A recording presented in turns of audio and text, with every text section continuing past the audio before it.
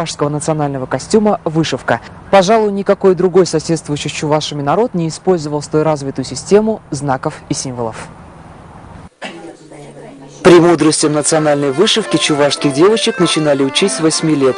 Совсем не рано, учитывая то, насколько великий смысл и значение вышиваемого для чувашского народа. Оформление национального костюма – это зашифрованная дань памяти предков и надежда на благополучное собственное будущее.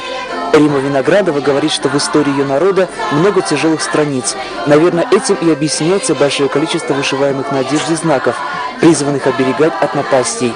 Рисунки, как правило, только геометрические. Если есть настроение, рисуют и цветы, рисуют и блестками. Но основное, вот, и еще вот это вот обереги чувашские. То есть каждый символ обозначает уже свое. Это вот древо жизни, вот оно показывается, равновесие, вот равновесие. И ветви одного рода, вот оно. Не каждый элемент что-то обозначает просто так. Ничего нет. Обязательно вот оно все взаимосвязано. Подвеска на груди у Римы тоже со смысловой нагрузкой. Иногда довольно тяжелой, ведь подвески эти в старину делали из серебра. И считалось, что чем она больше, тем лучше. Главное предназначение этого украшения – информировать окружающих о степени богатства семьи, которой та или иная девушка или женщина принадлежит. Еще серебряные монетки использовали при изготовлении женских головных уборов. Хушпу – так называется головной убор замужних чувашских женщин. Валентина Музыкантова гордится, что ее старинная хушпу сохранилась в хорошем виде до наших дней. Частично старинные это хушпу. Вот. Только добавлены монеты, вот этот вот бисер, вот это старинный бисер.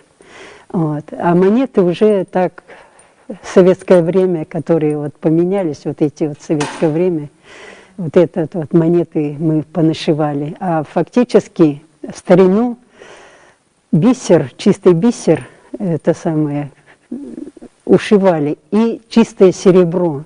Вот. Чистое серебро, это и потом еще здесь вот вы навешивали очень много слоев, навешивали серебра, из серебра вот это вот, и сзади даже, это вот считалось, если очень много серебра, это значит богатая невеста. Вот, богатые люди, даже если женщина, это значит богатые люди. Но где меньше, значит это победнее считалось. В Павлодарской области сегодня проживает более 1000 чувашей. Всего в Казахстане представителей этой национальности около 20 000. Хранители национальной культуры, традиций, языка – это в основном люди старшего поколения.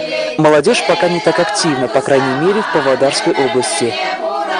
Если находим чувашских детей, я, конечно, равнодушно мимо не пройду. Как это? Дети нашего рода, нашего племени. И, конечно, я вот Зиневич Олю прочла в газете. Она пишет статью в газету, у них школьная газета в 21-й школе, пишет: мой дедушка чуваш. Приехал на Целину, 16 лет, был комбайнером, механизатором и так далее. Там, и описывает, потом он женился, здесь встретил свою любовь.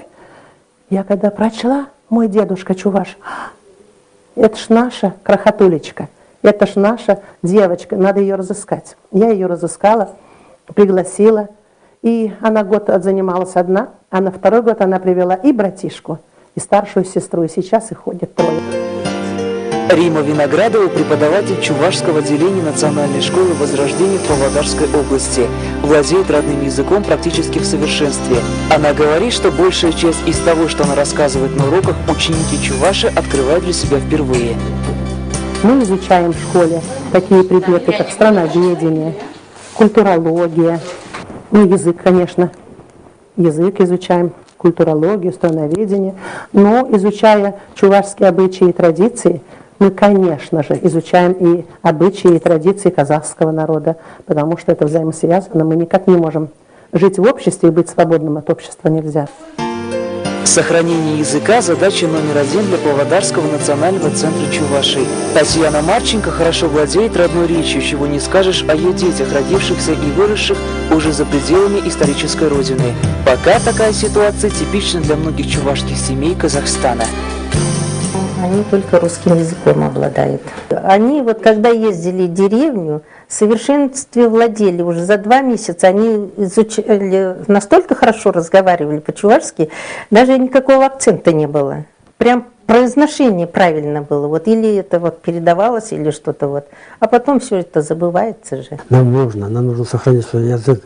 Все-таки за пределами Чувашии проживает более миллиона. В самой Чувашии где-то 1 миллион с чем-то, да? Более миллиона за пределами. Если этот народ потеряет язык, значит все пропало. А мы вот хотим, чтобы наш язык не пропал, чтобы продолжили свои традиции, свой язык, свои песни. Сегодня в Казахстане полноценно действует всего один Чувашский национальный центр. Во-первых, сама диаспора не столь многочисленна. Во-вторых, представители ее расселены довольно малыми группами. Во всяком случае, чувствуется, что тяга этого народа к национальным корням есть. И со временем она будет только усиливаться. Приехали сюда, уже обосновались здесь постоянно. Вот. И никуда не улетаем. Уже живем. Казахстан у нас уже вторая родина. И нам очень нравится. Нравится казахский народ. Я когда приехала, я вообще удивилась. Настолько добрый казахский народ. Казахстан – это моя любовь, наверное. Я встретила тут мужа. Он меня даже вот приехал на практику и не отпускал, пока мы не зарегистрировались на защиту диплома. Родились мои дети здесь, получили образование. Я уже 52 года живу в Казахстане. Мне уже 70 лет. Я отсюда уже никуда не поеду. У меня тут внуки, у меня тут правнуки, у меня тут дети. Все замужем, все женатые. Корни пустили. Мы тут заякорились. Ну что, я приезжаю в свою родную Чувашию, историческую родину, да. Мне там, конечно, там красиво очень. Волга рядом, Волга-матушка. Но там не хватает солнца. Там сырость. Там постоянно давление повышенное. Там у меня самочувствие ухудшается. Поэтому на старости лет отсюда куда-то рвать не следует никому. Мы казахстанцы. Наша родина тут. И теперь вот ехать, например, если там жить. Мне кажется, мы там не можем жить. Мы уже привыкли в Казахстане. Для нас это все, это наша родина.